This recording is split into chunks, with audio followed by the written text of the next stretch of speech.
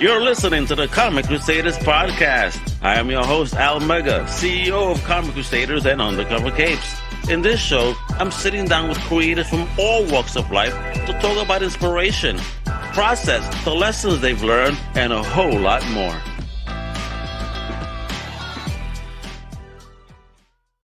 Wepa, what up, everybody? It's your boy, Al Mega, back at Tusepa. Yep, another awesome Comic Crusaders podcast today with another independent creator, an amazing guest.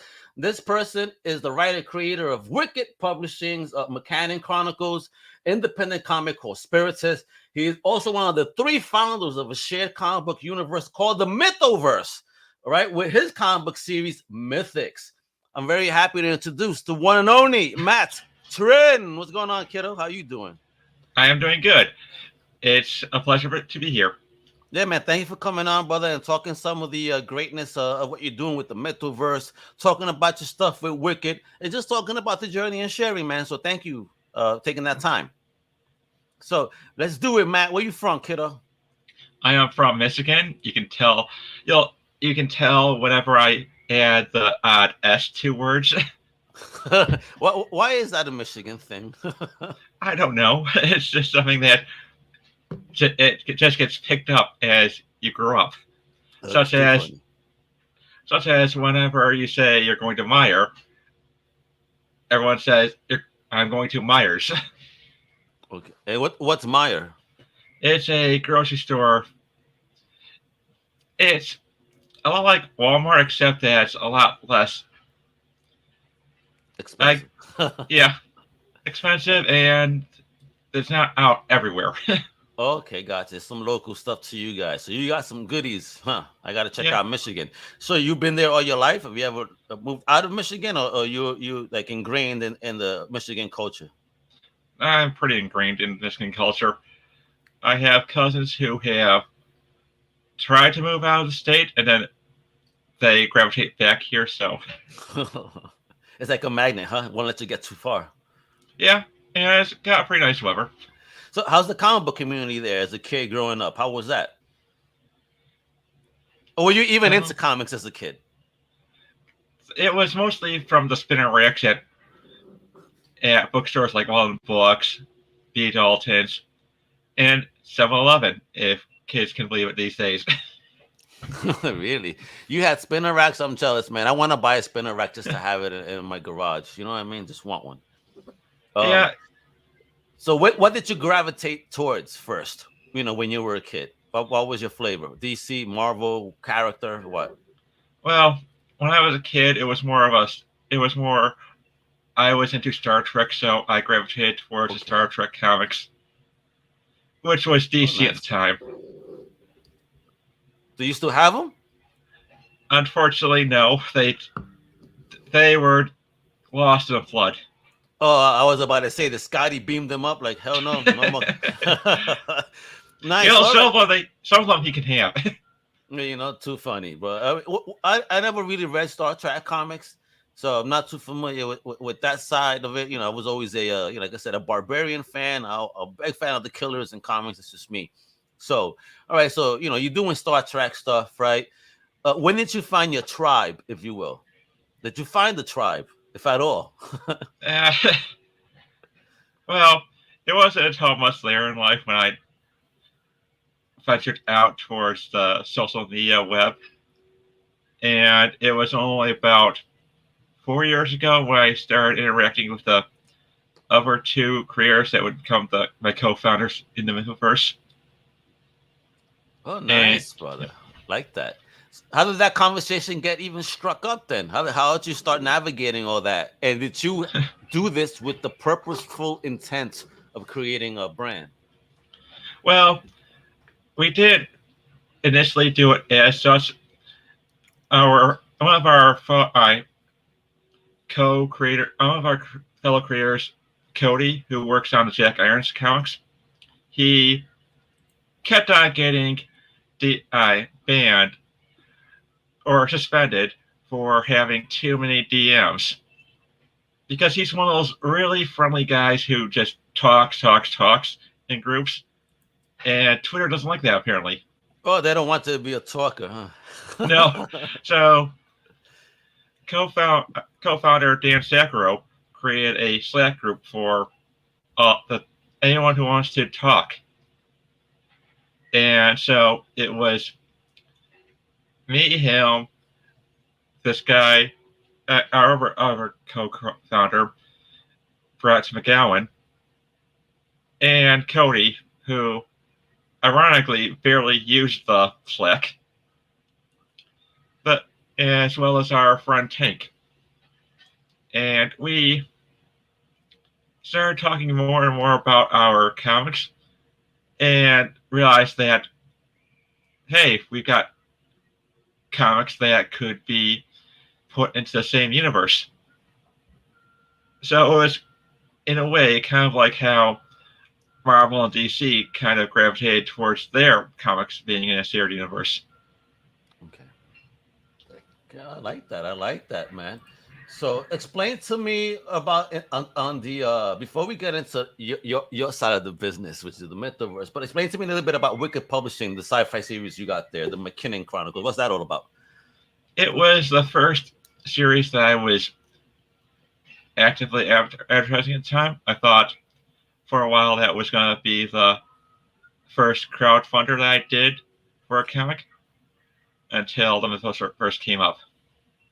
And for me, the project is more about, it's more like Star Trek II, the Revicon, where it's more about space battles, the ship-on-ship duels, and so on. And it's something that I noticed that is rare in sci-fi comics. It's usually about some kind of quest, or basically space fantasy in the same way as Star Wars. I could agree with you, man. It's always about the people, not about the equipment. I want to see ships go at it, go in that Gundam style. Yeah. And so I decided to, why not create it? Nice. How was that journey for you, though, in the creation process? I mean, did you have any prior education? Were you a rookie? How did you teach yourself if that was the route you went to do this? I just did research. I educated myself on certain things, what works, what doesn't work. The first issue is always going to be the rough one, since you don't know how well the audience is going to take to it. It's basically a prototype to what's to come, in a way. Okay. So talk about your independent comic, Spiritus. What's that all about? It's in a way similar to what I'm doing with Mythics, except it's more grounded in the ideas that I had to test in for the Mythoverse. Okay. And it's also, I do have a tendency to create female characters, so with Mythics, you have Althea, who's more of a feminine woman. You have the MacKinnon Chronicles, you have Mason McKinnon, who's a Starship commander. And then in Spiritus, you have Claire Fisher, who's more of a cowboy. And, well, she's more, I guess, introspective at times. Gotcha. And why do you gravitate towards female leads in your books? I guess part of it has to deal with me not wanting to make any Gary stews. I want to try to challenge myself to write viewpoints that I don't know of very well. Gotcha. And so let's talk about how did you even get involved again with Wikid? I mean, how did that even happen? Well, what did you do? I don't exactly remember the entire thing, but I'm pretty sure what happened was that they inquired about bringing MacKinnon Chronicles aboard, and I said, "Sure, let's do this." And where was this? Were you at a con? Do you table at cons and stuff like that, or was it something done on the internet? How did that go about? It was on Twitter. On Twitter, I love. See what I'm saying? I love Twitter. People say Twitter's so toxic, but listen, that's only if you listen to the toxicity. You cloud that shit out. There's so much community in Twitter. That's awesome.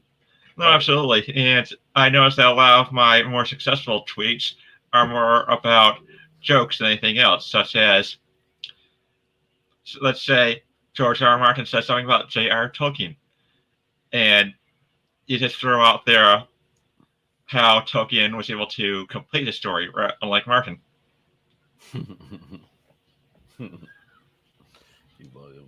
Love it. Okay, so now talk about that Mythoverse and Mythics.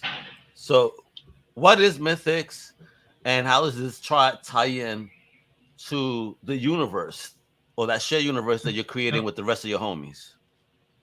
Well, Mythics is a story about a paranormal investigator named Althea Fletcher and her familiar Gallatin. And basically, she investigates supernatural cases, such say if something's haunting a house, she goes to investigate.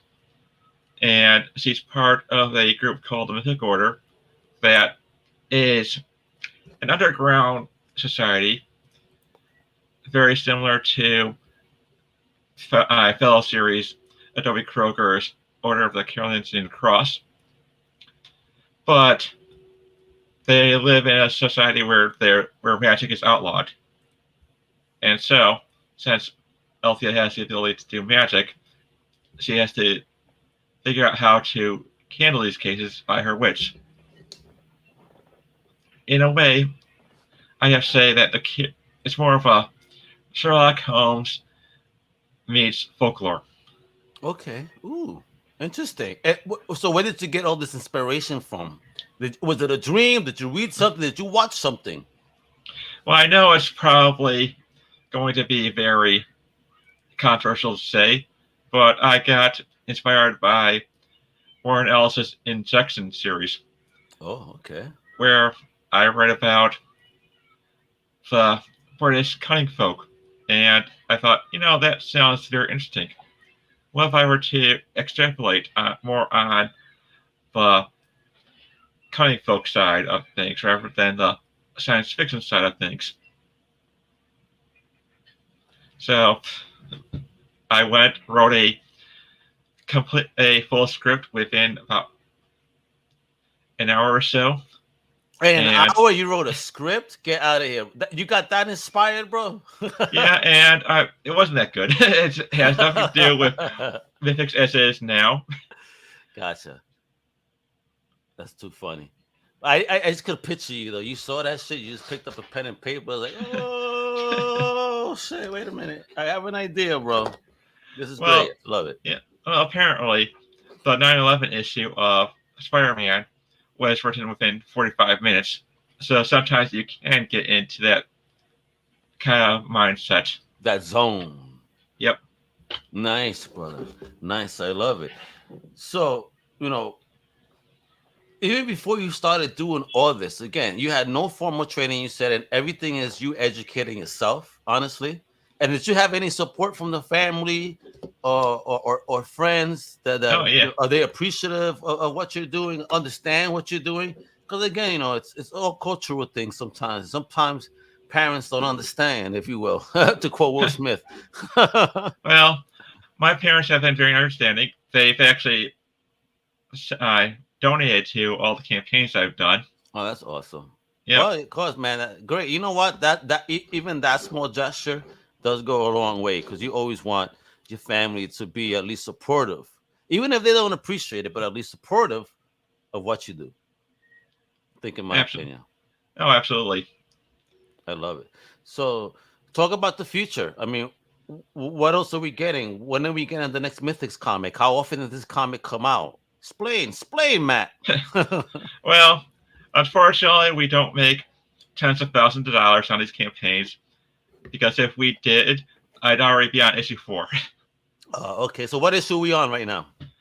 Well, we're going into issue 3. Okay. And right now, what I plan on doing is kind of making this next issue a little smaller in scope. What do you mean smaller in scope? Well, it's gonna be more about Elfia's. It's gonna explore Elfia more as a Okay, character. so it's more personal, and it's more of an insight into the character as opposed to any outside adventure. Yep. Gotcha. I like that though. Sometimes we got to know why we got to appreciate the character. So that's pretty insightful of you. You know, why take that approach with this next issue? Well, I've always liked the idea of doing things in doing certain themes, such as the first issue sets up the world and all that.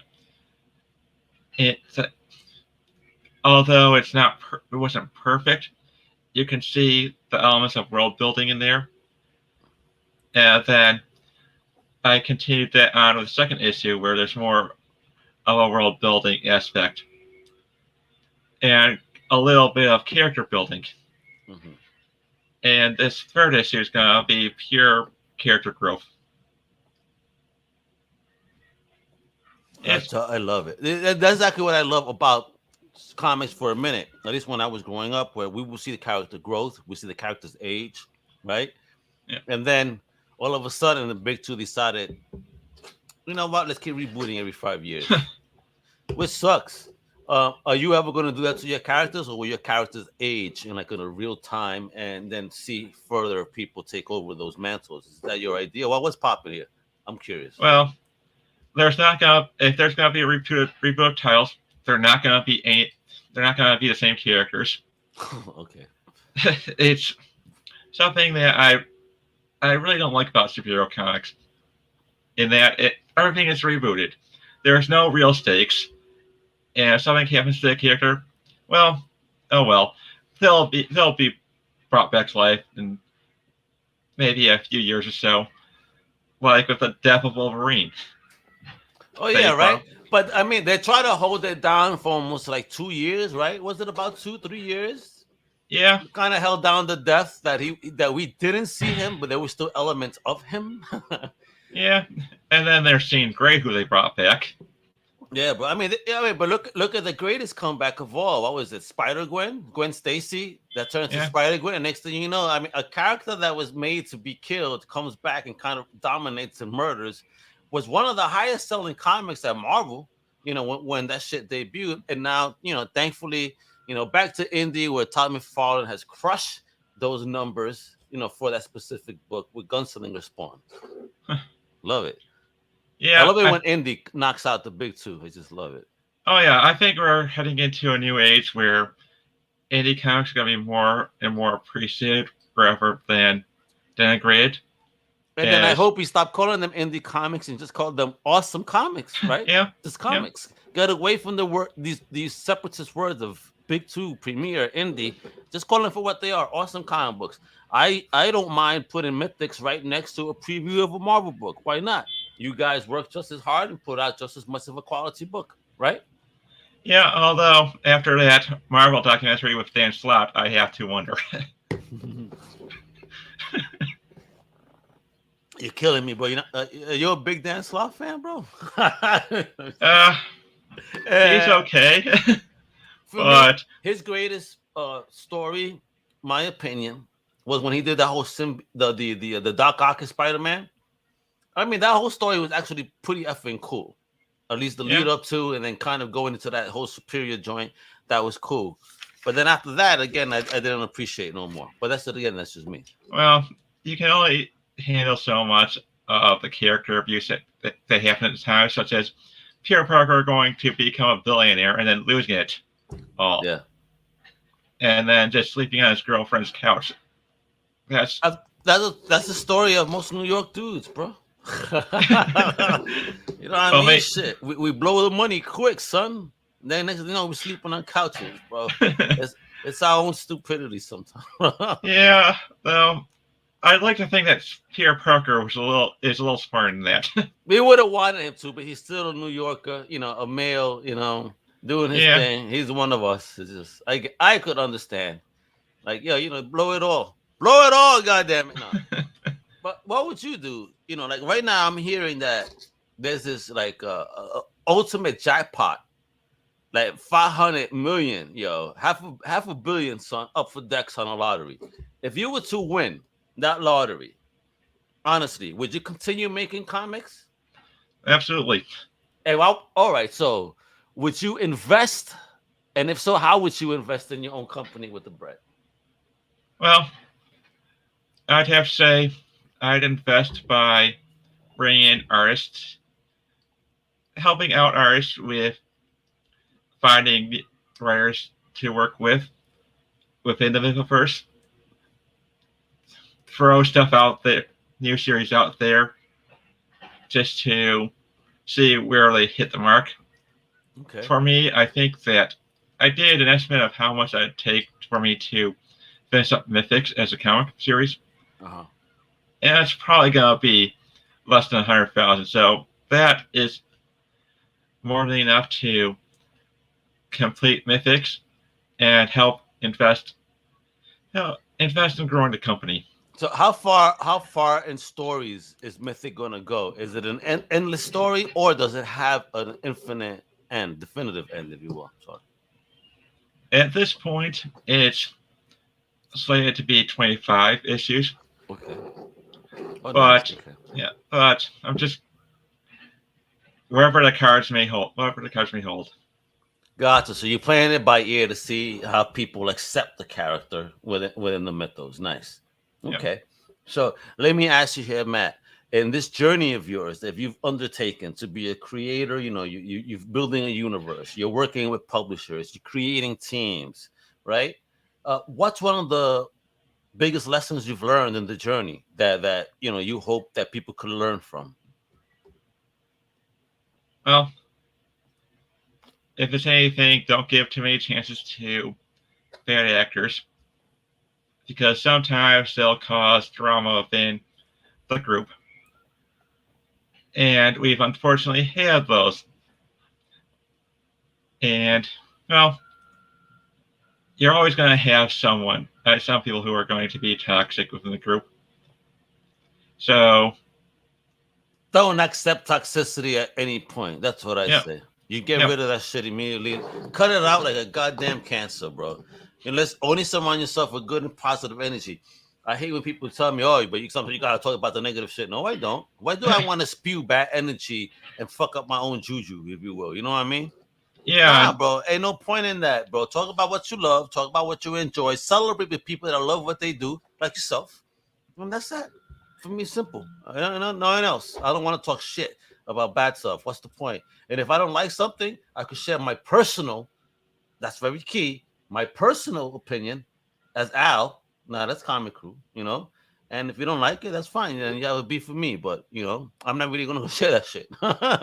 yeah. And one of the problems I've had with getting out there was there are I probably went to a number of independent comic sites who they said what to call, hey, we're looking for guests for our podcast or YouTube channel, and so I respond to them, and usually they're pretty receptive, and then silence until I go, hey, what's going on?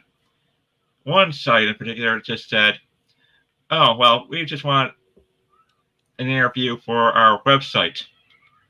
And so I said, sure, I'll answer that question. Then months later, I just go, hey, what's going on with that? And I said, oh, here you go. And no policy, nothing about that. Just completely unprofessional. So now you see it. Those are not the sites that support independent. We support you. You signed up. I took care of you quickly. Yeah. And make sure we talk because again, we're here to truly celebrate indie folks. This is what Comic Crusaders is. There ain't nothing else. We're here to celebrate all things creative, but we definitely ain't gonna show extra love to indie because we understand the journey. We're an independent comic book news site ourselves. No, see all these other sites. The majority of them are owned by a bigger conglomerate. Us, we're independent. So I could talk about whatever I want, when I want, how I want. But I use that power, if you will, in the best and most positive way I can. And this is why I only want to surround myself with good people, positive people, and awesome creators like yourself. You know what I mean? Like, where's your family from? You're from Michigan, but where's the family from? What's your background? Well, my dad's side of the family comes from Vietnam. They emigrated over to the United States after the Vietnam War, Okay. or as the Vietnam War ended. And, well, my mom's side of the family came from all over the place, but more dominantly Finland. Okay. Oh, cool. What a mix. Vietnamese, Finland, and probably a whole bunch of Europe in that mofo, too. So that's awesome. And maybe a little bit of Genghis Khan, because he liked to have sex a lot. Hey, you dirty boy. Bro, I ain't going to get into that business here, kiddo. This is a family show. You dirty boy. All right, no, but that's pretty great, man. So, before we go, let's talk about that journey. Here you are, you're a foreign, you're foreigner, immigrant in the States, right? Looking a little different than most people. How is that though? Within school in Michigan, were you in a schools that are very diverse, or was it kind of a one line and you had trouble? Kind of want to know that, because I come from New York, where it's a melting pot. So when it comes to diversity, it's just something that was always natural to me. So I don't, you know what I mean? I understand what it is. I get it. Not like most people. So how was it on your side? Well, trying to remember what my classmates were like, but I have to say it was pretty diverse. We kind of lived on we pretty much lived on the suburb side of it, so it was basically a lot of well-off families. Okay. And here come you guys, right? Oh, my dad worked for Chrysler, so. Oh, nice. Okay, so he had a good position too. Okay, great. So Yep. that made it be easier to be accepted into the. It's so funny, brother, right? So your skin color matters, but when you make green, that's the only color that matters to them most of the time. So they could bypass the rest. Isn't that crazy? Yep. And I think that's something that our culture should probably learn, is that skin color doesn't matter as much as the color green. Yeah, bro. I mean, exactly. That's the color that matters in the U.S. at the end of the day. Everybody can argue about what they want to argue about. But yeah. At the end of the day, it's about the greens, son, the greenbacks.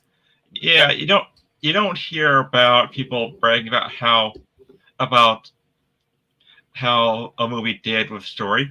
You hear about how it did with the money. The box office, yes. Yeah. Never about this. And again, that's a shame too, because there are some movies that deserve the big box office that had a great story. But people prefer sometimes to be, just entertained, which is also good. I mean, I want that. Sometimes I just want to be entertained and not bogged down. But yeah, I wish story was sold more. There's something I argue with my family with all the time. They want in your face stuff, like the quick relief or something. But me, I want to dig in. Like when it's a good story, I'm in that shit. You know what I mean? It's like, and then they're bored to death. I'm like, how could you not understand the complexities of the stuff, the narratives that they're doing here? You're not listening? Stop watching, listen. Yeah, unfortunately, that's a thing. Good stories are things that a lot of movies don't want to have.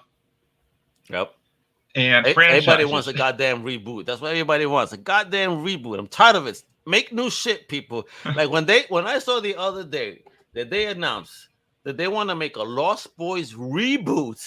Like, listen, make a sequel. There's no DC Comics did a goddamn sequel that you could probably follow in a movie. There's no need for a reboot. Stop it. Stop this reboot shit. That I hate. Yeah, the thing is, they want to do their own thing. It's not about respecting the franchise. It's about what they want. But how about name it something else? Name brand recognition, unfortunately. And that's what I get mad about. Like, stop using the brand when it's not what the brand is about, or stop trying to change things just because you want to change things, not because it really is something that's going to be important to the story. You get me? If it's not important to the story, if you don't make it important to the story, why is that change significant? Why does it matter? You get me? I think that's also the biggest reason why people really hated the each section of the expanded universe of Star Wars. Yeah. There's a lot again, I'm a newbie to that. I'll be honest, again, I've said it before, I wasn't the biggest Star Wars fan, but when I saw Rogue One, holy shit, that kind of flipped me. I'm like, all right, I dug this. And then Mandalorian came out. And now all of a sudden you got the Star Wars Visions. That first episode, that black and white episode alone, blew my effing mind, son. Have you seen Visions? Not yet. Please. Please, been... bro. Watch episode 1. Take a break from being creative just for a moment. You're going to get more inspired. Trust me. This is some black and white manga in an animated form. It is gorgeous. Bro, I kept turning around to my wife, like, yo, you need to watch this one. This is like fire, yo. I've never seen a dope black and white animation like this. Well, I wrote an animation script for Wikid that was recently announced. And what's it called? Talk about that. It's called Void. And okay, like I said before, I have a tendency to write about female characters, and it's based off of a comic idea I had, concept, that I wasn't certain about when I was going to fit it in, but when Wikid wanted to do more in terms of creativity-wise, they wanted to do an animation project with Brainy Pixel. Oh, nice. Yeah, man, I just spoke to someone from Brainy Pixel, which is Brian Hollingsworth. Very funny. I just spoke to him recently on the podcast, so that's funny you mentioned them. They're definitely doing some amazing work, so I'm actually glad you brought them up. Check out that podcast, folks. You know, they're doing some big things. I'm going to have him on again to talk about all the services he offers to creators like you, and I love it that you brought that up. So what are we getting from you, bro? What are we getting from you and Brainy? This is awesome. Basically, it's going to be a samurai kind of animation film. Oh, wonderful. So, I guess if there's members of the audience who are more familiar with Star Wars than Samurai Jack or Samurai films, I would say that combat in it is more like that final duel between Obi-Wan and Darth Maul, where it's not so much about a flashy fighting style, but it's subdued, it has intelligence behind it. So tactical thinking. Oh, it's awesome, kiddo. You're doing a lot of things, man. You're keeping yourself busy, bro. I mean, and I could also tell you're a fan because look at your background. God damn, bro. What's the highlight of your collection before we go? Well, I have a first edition of the Silmarillion. No, you don't. Uh-oh. Folks, he's gonna show off. He's gonna show off. Yep. Oh, nice. Check that out. Even has Christopher Tolkien's map. Get out. Oh, damn. Look how big that shit is. Oh, yeah. Cool. So that's the highlight of your collection? Oh, yeah. Nice. I picked it up at a bookstore called Second Charles for about $5. No way. It was just sitting there like that? Yeah. I hope you had your game face, bro. Because there was a bookstore that I ran into, right? And I bought the first appearance of X-23 for like $2. They didn't know what they had. So I'm just there with this ultimate game face. How much again? $2. You sure? Yeah, okay. You sure? Yeah, all right. Like, do they not know what they're fucking selling me? I was trying to help them along. Because I don't like ripping people off, but hey, bro, if I'm saying you sure, you should Google it. You know what I mean? If I use that fucking verbiage with you, Google it. I'm trying to help you. You know? Well, all right. Yeah. Yeah. Well, Second Charles is a bookstore that's attached to the Books a Million brand. So I'm pretty sure they just threw a number on there. And it was at the end of the day. I miss Books a Million. There was this great shop in New York, bro, when I was growing up. And I mean, I regret it as a kid because I was more of a comic book man, but I should have been going in there, looking up, you know, some OG books. There was a lot of great shit that I probably missed out on. You know what I mean? Yeah. So, with that, bro, I want to just thank you for your time, man. It has been fun. I've loved learning about Wikid, about Mytho, about yourself, man. Keep doing your thing, bro. I'm digging what you're doing. So let me give you your flowers, kiddo. Keep doing what you do. Keep being amazing. Thank you for what you do and sharing of yourself.